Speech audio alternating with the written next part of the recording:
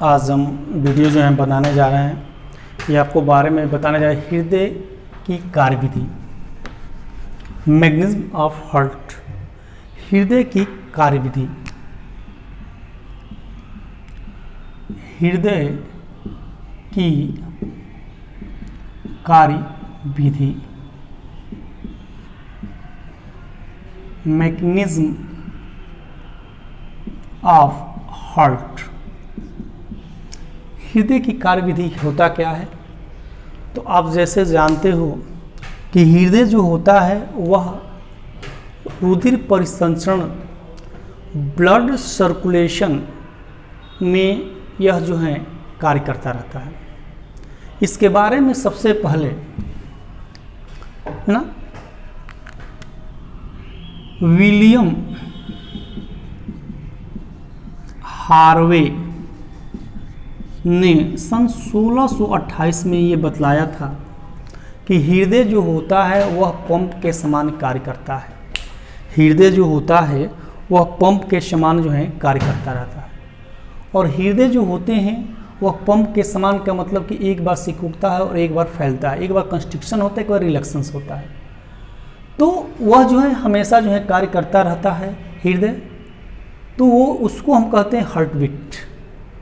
Heart beat है क्या? हृदय स्पंदन होता क्या है? एक कंप्लीट वन कंस्ट्रक्शन और a relaxation and a relaxation is called heart beat. एक बार सिकुड़ने और एक बार फैलने, एक बार प्रकुंचन और एक बार शीतलन होने की क्रिया को हम हृदय की धड़कन या हृदय के सिकुड़ने फैलने की क्रिया कहते हैं।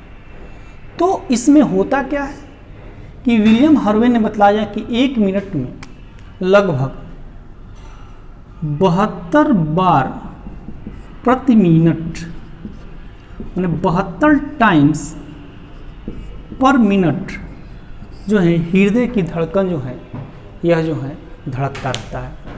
तो यह जो है विलियम हार्वे ने जो है ना इसके बारे में बतलाया कि हृदय जो है पंप के समान कार्य करता रहता है। अब आता है कि भाई कैसे कार्य करता है, तो इसके बारे में प्री मैकेनिज्म के बारे में फिगर के साथ जो है हम जो है आपको समझाने की कोशिश कर रहे हैं। देखो आप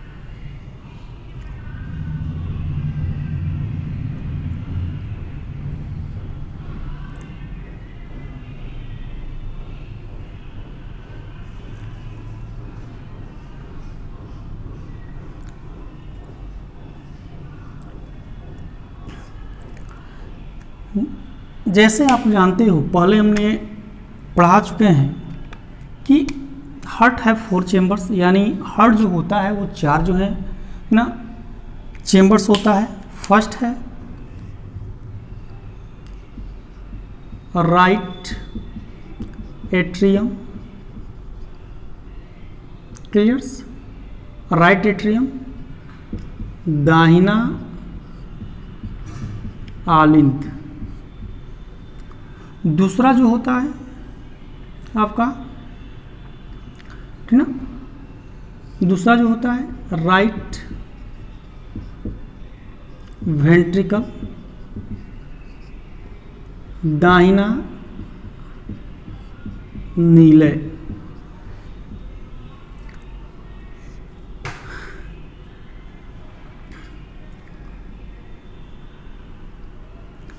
ये है बायां आलिंद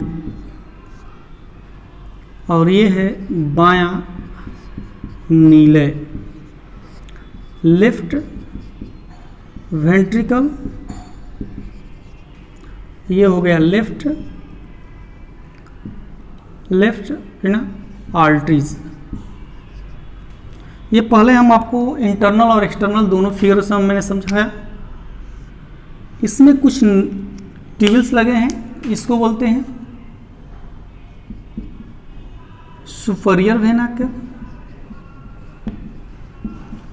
वेना केव, इसको बोलते हैं सुपीरियर वेना, अग्र महाशिरा, इसको बोलते हैं इंफीरियर वेना केव, पक्ष महाशिरा। क्लियर्स? इसमें होते हैं उल्टा के नाम से लेके धमनियाँ, आर्टरीज, ये है ना फुसफुसी, है ना धमनी, पल्मोनरी, है ना आर्टरीज, और ये है फुसफुसी, फुसफुसी, फुसफुसी सीरा, जिसको कहते हैं ना पल्मोनरी वेंस। जैसे आपको पहले हमने बता चुके हैं कि जो हृदय की कारकी होता है वह जो है एक बार सिकुड़ता है और एक बार फैलता है। तो सिकुड़ने की क्रिया को हम प्रकुंचन कहते हैं, सिकुड़ने की क्रिया को हम प्रकुंचन, इसको सिस्टोल, सिस्टोल कहा जाता है। और फैलने की क्रिया को प्रसारण, फैलने की क्रिया को प्रसारण या शीतलन कहते हैं, जिसको डायस्टोल कहते हैं। जब यह सिस्टोल अवस्था में होता है,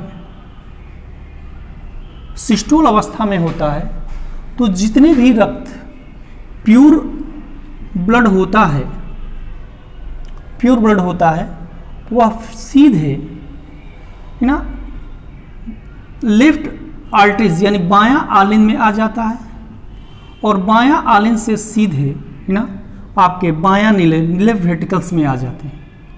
एंड ऊपर जो है, जो ही ये सिकुड़ेगा इसका आयतन भी कम हो जाएंगे, और आयतन कम होगा तो सीधे धमनी में चला जाता है, और धमनी से सीधे ऑर्गन्स में चले जाते हैं।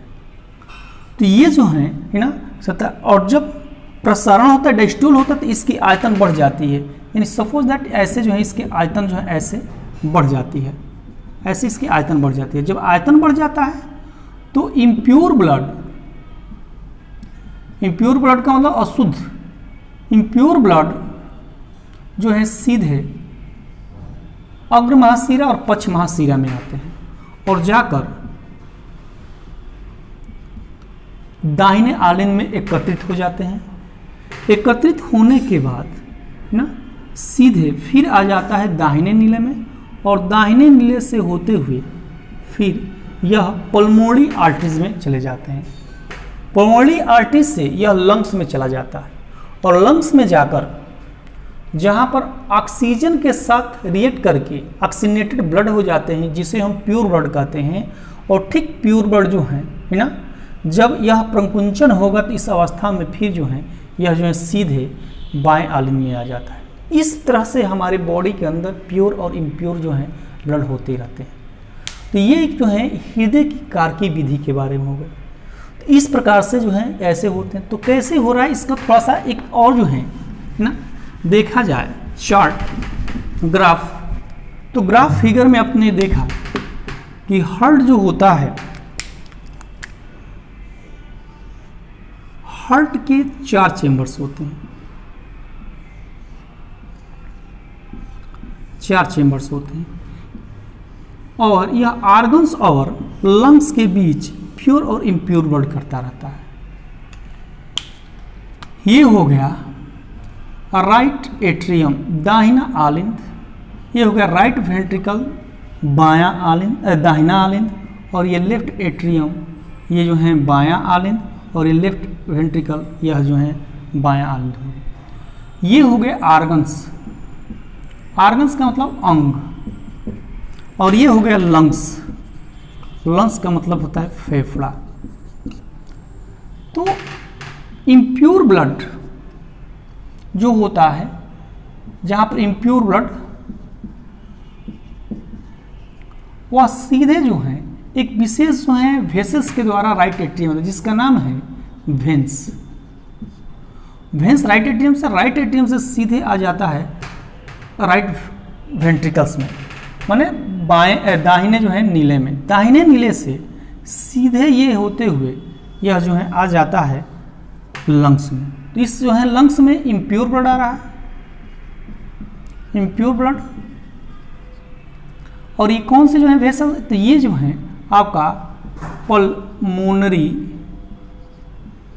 है ना आर्टरीज होता है, यानी यह फुसफुसी जो है ना आपके धमनी द्वारा लंग्स में जो है ब्लड जो है प्योर होता है। कैसे प्योर होगा, तो अब देखो प्योर होता है कि इसमें हीमोग्लोबिन रक्त ब्लड का और ऑक्सीजन जो है जब हम ब्रीथिंग करते हैं तो उसमें से जो है ऑक्सीजन जो है चला जाता है, उसके साथ रिएक्ट करता है ऑक्सी हीमोग्लोबिन, इसी को हम प्योर ब्लड कहते हैं। तो प्योर ब्लड हो जाता है। और प्योर ब्लड जो है फिर जो है यह सीधे जो है एक ठीक ना एक ट्यूबवेल द्वारा, एक नली द्वारा सीधे यानी वेसल्स द्वारा सीधे पहुंच जाते हैं लेफ्ट एट्रियम में, जो ये प्योर ब्लड होता है, प्योर ब्लड होता है।